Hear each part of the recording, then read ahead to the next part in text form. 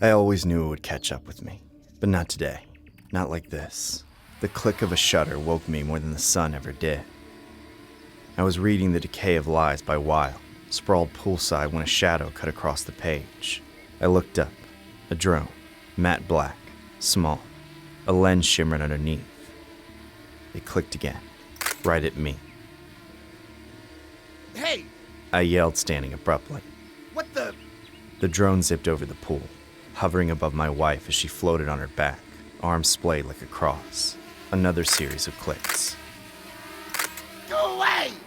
She shrieked, flailing as the drone dipped lower. I grabbed the book like a fly swatter and lunged at it, swinging. The damn thing darted back, then shot off past the trees lining our fence. I didn't think. I ran, barefoot through the side gate, heart pounding like it owed someone money. The drone zipped down the cul-de-sac, dancing around branches and power lines, then took a sudden right, vanishing into a shed behind the last house in the street. The door was open. A second later, it wasn't. I slowed as I reached the lawn. No movement, no sound, just that shed, like a mouth waiting to bite. I walked up, blood rushing in my ears. The handle turned easily. Inside was darkness. I stepped in, the smell of old wood and metal. No sign of the drone. I took one step further. Click. The door shut behind me. No handle inside. What the hell? I muttered, turning and pounding on the door. Hey, anybody out there? Silence. Then a whir. A projector flickered to life above me. A pale rectangle lit up the wall.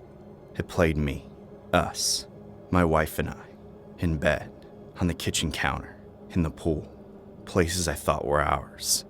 Then, him, Elliot, my assistant, my mistake, my ruin, me in his apartment, me doing things with him in the backseat of my car, me drunk and mumbling secrets.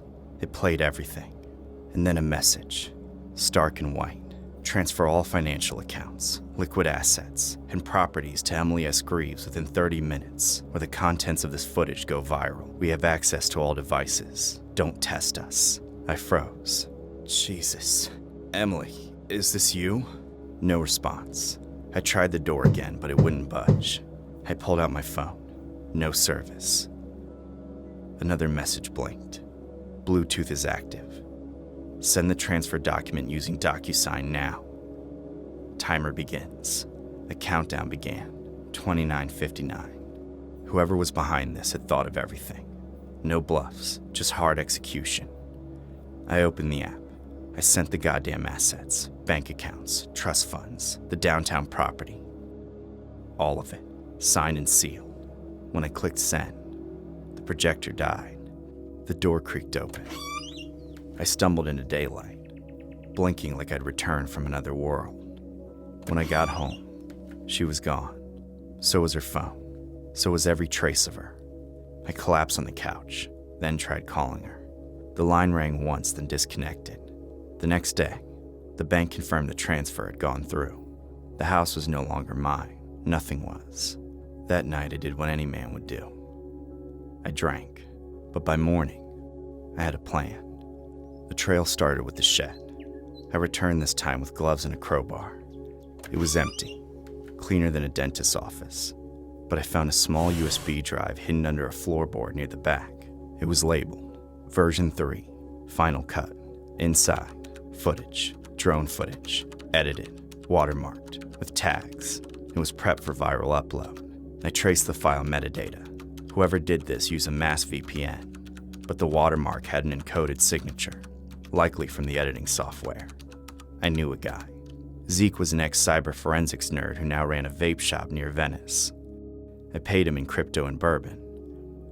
After a few hours, he whistled. Whoever edited this used a cracked version of Cinenode Pro, but they slipped. There's an account ID burned into the core registry. Can you trace it? He typed. It leads to a machine registered under a pseudonym, but it was accessed twice from a hotel Wi-Fi in Santa Monica. What hotel? He grinned. The Marlowe. I booked a room there that night, flirted with the front desk, bribed the concierge. Room 304 had been booked under a woman named Anne Shelley, classic Emily. borrowing from the Brontes. My wife was always one for dramatics. But when I asked for security footage, the manager stiffened. There's no footage from that week. Systems are under maintenance. Sure. I checked out the shed house again, talked to the neighbors. The owner? An old man who died 6 months ago. House was listed as temporarily unoccupied on the registry. Probably squatted by whoever planned this. So either she had help, or she hired professionals. I found her 3 days later. She was in Scottsdale, Arizona, staying at a boutique hotel called the Dandelion Inn. I don't know how I found her. Gut, obsession, or maybe because deep down, I knew she'd go somewhere with bad wine and minimalist art. I watched her from the parking lot. She looked happy, free, laughing with some man. Tall, tan, moneyed. My blood turned to acid. I waited until she was alone in her room. Then I knocked. She opened the door and froze. You look like shit, she said. You stole everything. No, I reclaimed everything. You lied to me for 2 years. I stepped in. She didn't stop me. You could have just left. And let you keep the beach house, the inheritance, the lies? No, I gave you my best years while you were screwing your secretary. Don't act surprised when I use your secrets against you. I learned it from the best. My fist clenched. She walked to the window, calm as winter. You want revenge? Go ahead, expose me. What do they say? That a woman outwitted her lying, cheating, closeted husband and took back what was rightfully hers? You set me up. You gave me the pieces. I just arranged them. I stared at her. My wife, the woman who once wept when we adopted a puppy that died a week later. The same woman who now orchestrated a psychological hostage play like it was art. You're not done, I said. She smirked. You never knew what I was capable of. She handed me a key. To what? There's a storage unit down the road. Go look. Then decide if you really want to play this game. I drove there in a daze. The place was gray and half empty. Unit 117. Inside, monitors, computers, drone parts, wires, hard drives, an entire operation. And one monitor still playing raw footage from a hidden camera, from my house. She had been watching me for months. Every room, every word. She knew everything. I drove back to the hotel. She was gone. Weeks passed, then months. No legal recourse worked. The assets were now protected under irrevocable trusts, and she had lawyers, ruthless ones. I started over. New city, new name. Stripped of everything but the truth I couldn't tell anyone.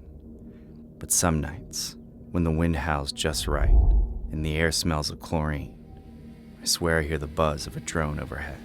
Click. And I wonder if the next video is already playing somewhere. Of late, large drones have been seen flying over New Jersey and New York City, but it's unclear who is controlling them. The drones are about 6 feet wide and have been spotted flying at night, sometimes with their lights off, raising concerns among locals and officials. The FBI is looking into the situation and has asked the public for videos or photos. Most sightings are in New Jersey, though some occurred in New York City and Pennsylvania. Authorities believe the drones do not pose a safety threat, and officials at a DHS briefing stated they likely are not flown by hobbyists.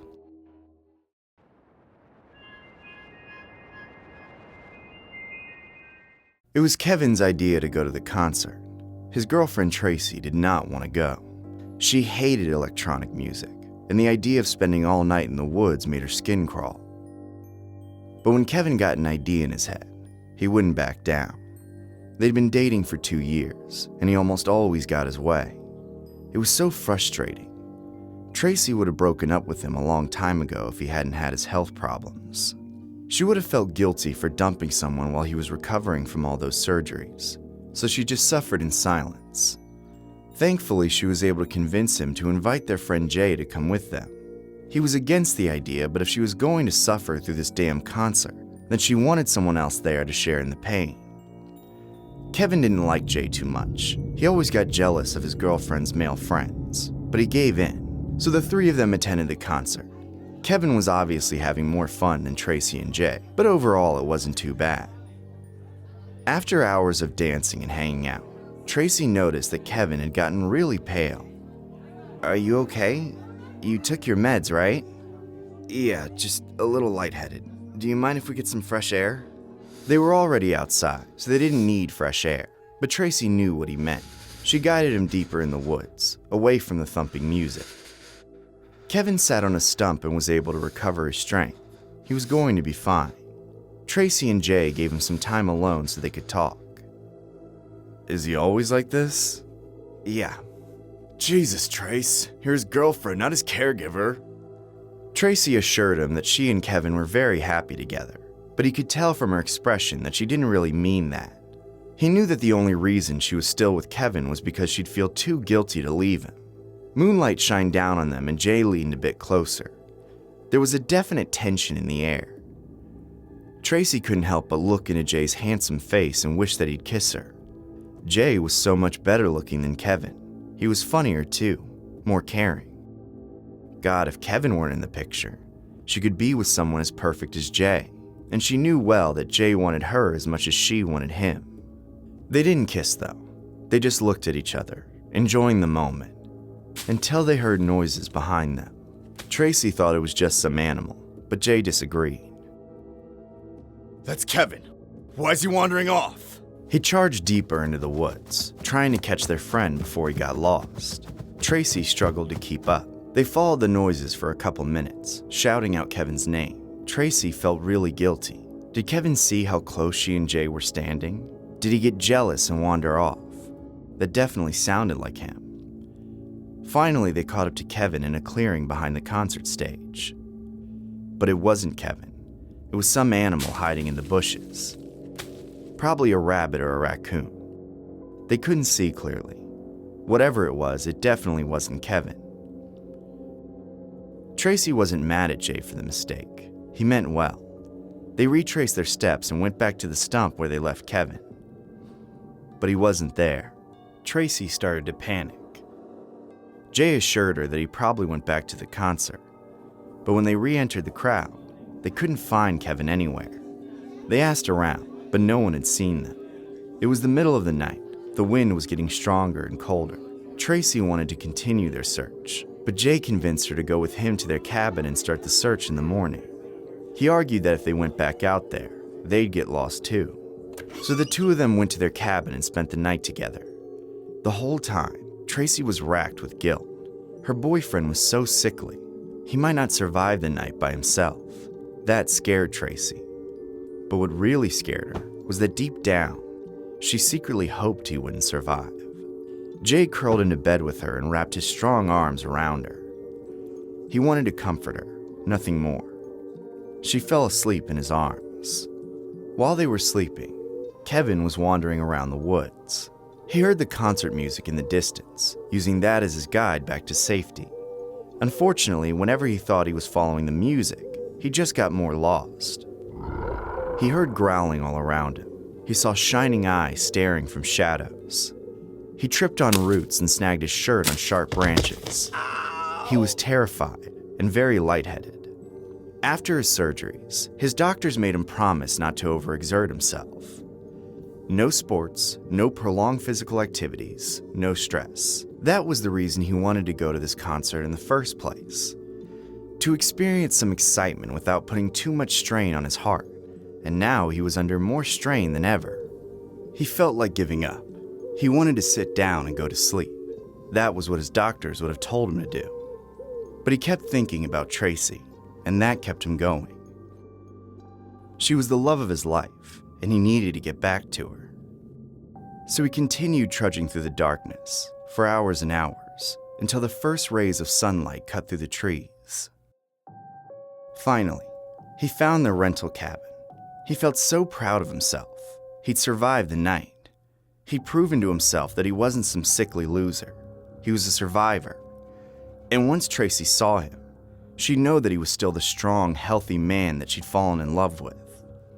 He pushed the cabin door open, feeling confident for the first time since he got sick, and saw Tracy sleeping in Jay's arms. Oh my God!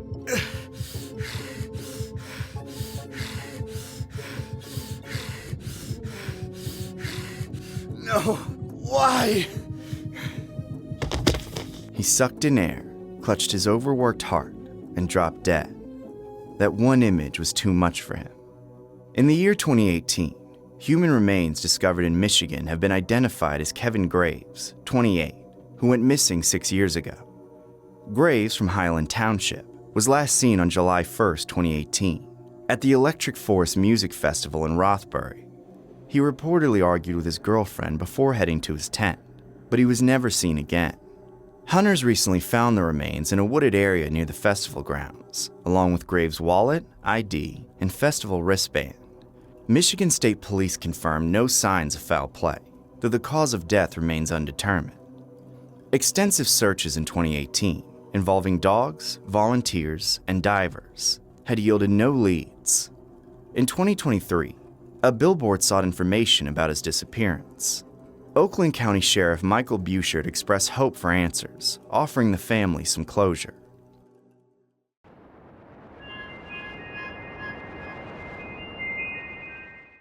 I never imagined my life would come to this. Hiding behind a cabinet in the back of a jewelry store, crouched low with my mouth pressed against my hand to keep the sound of my breath from betraying me. The air was stale, humming with the low buzz of fluorescent lights and the faint scent of expensive perfume. Probably from the last customer who walked in before all this went sideways. I was sweating through my shirt, not because of fear. At least, that's what I told myself. But because I had made a series of terrible decisions, and the worst of them was falling for a woman who craved diamonds more than love. Her name was Eliza, model perfect, with eyes that could melt titanium, and legs that went on for miles. She sold me a dream of passion and danger. But all she ever really wanted was what sparkled. She wore Victoria's Secret like armor, seduced like a siren, and wouldn't let me lay a hand on her unless I showed up with something from Cartier, Tiffany's, or Harry Winston. I worked a cushy consultant job in Midtown Manhattan. I made good money. But Eliza, she devoured it. Every month ended with me broke, wondering how I'd pay rent. One day, something in me cracked. "What do you even see in jewelry?" I asked her over dinner once, tossing a velvet box on the table. She didn't even glance up. "It's not the jewelry, babe. It's the power, the attention, that feeling of being worth it." So I decided to understand it, not by reading some bullshit article in Cosmo, but by spending time where the obsession began, the showroom floor. I convinced the owner of Marlowe & Rose, a swanky Fifth Avenue boutique, to let me shadow him under the guise of writing a business article. He was flattered, the idiot. I spent weeks watching customers come and go, studying the shine in their eyes when they saw something glitter. I watched women swoon, men gulp down their guilt and swipe credit cards to buy forgiveness in the shape of gold and sapphires. I watched it all, and I started planning.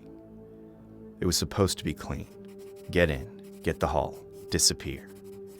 I knew their routines, security loopholes, even the code to the vault. But there was one thing I hadn't accounted for.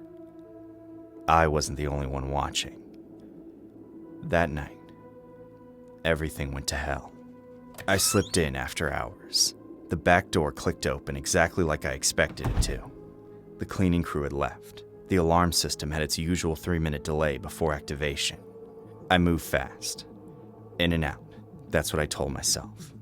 But then the footsteps started. Not mine. Not a guard. Slow. Calculated. A rhythm I didn't recognize. I panicked and hid behind the cabinet, hands over my mouth, heart pounding like a jackhammer. Then I saw him. Tall, wiry, in a black hoodie and gloves. He moved like he belonged there. His eyes scanned the room, like he knew it even better than I did. And that's when I saw it. The glint of a knife at his waist. "Shit," I whispered. This wasn't a robbery. This was a cleanup.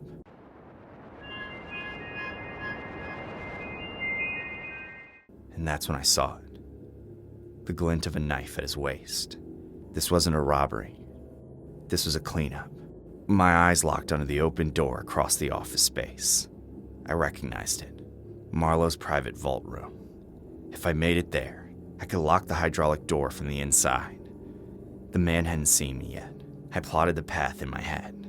I bolted. Tables, chairs, a coat rack that nearly tripped me over. The man shouted some words I couldn't make out, but his feet pounded after mine. I reached the hallway. A body lay crumpled at the vault entrance. My stomach turned. It was Marlowe, throat cut clean, blood pooled beneath his head like dark ink. I didn't stop. Something on the floor caught the light. Keys, maybe. A ring. I didn't care. I glanced at my watch. 5:58 p.m. I had 2 minutes before the silent alarm auto-activated. That gave me a window. Barely. I jumped over the corpse and flung myself into the vault. The lights inside were off. Pitch black. I twisted and pushed my back against the door, forcing it to close. It hissed and whooshed with that unmistakable hydraulic sound. There were footsteps right behind me, a final dash. But I was faster. The door sealed with a click. Silence fell. I slumped against the door, heart rattling in my chest, letting out a sob I didn't know I had in me. It echoed softly in the blackness. Scared of the dark? The voice wasn't mine. It came from the black. Cold, smooth, female. I froze. My hand searched blindly for anything. My phone, a weapon, a damn flashlight. Who's there? I whispered. You think you're the only one who planned this? Then came the flash. Silver. A blade. I twisted, but not fast enough. Pain sliced across my shoulder. I screamed. A short, broken sound. Then, silence. When I came to, I was lying on the vault floor, blood seeping into my sleeve. The vault door was open and morning light flooded in. She was gone. So was everything else. The shelves were bare, empty velvet boxes scattered like forgotten prayers. Every diamond gone. I stumbled out into the hallway. Marlowe's body was gone too. So was the man in the hoodie. Later, the cops told me they found Marlowe's car abandoned near the Hudson. No signs of a struggle, just a single sapphire earring in the passenger seat. Do you know anything about this? The detective asked. I shook my head. I was just writing a story. He stared at me for a moment. You're lucky to be alive. Maybe I was, but I knew the truth. I'd been a pawn. Eliza had whispered once that she had a sister in the business. I thought she meant modeling. Turns out she meant the kind of business that bleeds. I never saw her again. A month later, her Instagram went dark. No trace, no trail. Just a new account under a different name. Dark glint. She posted once, a close-up of a diamond-studded dagger. Caption, worth it. I deleted my account and moved to Montana, where no one wears diamonds, and no one calls me babe. In the real-world incident, a man was trapped in a jewelry vault in New York City overnight after firefighters had to stop their rescue for safety reasons. The vault opened on its own Wednesday morning. The fire department was called after the man got trapped while trying to access a safe deposit box in the World Diamond Tower. Firefighters communicated with him through a security camera. After 10 hours, they decided not to break through the vault's walls to avoid harming him. He was freed unharmed when the doors opened at 7 a.m.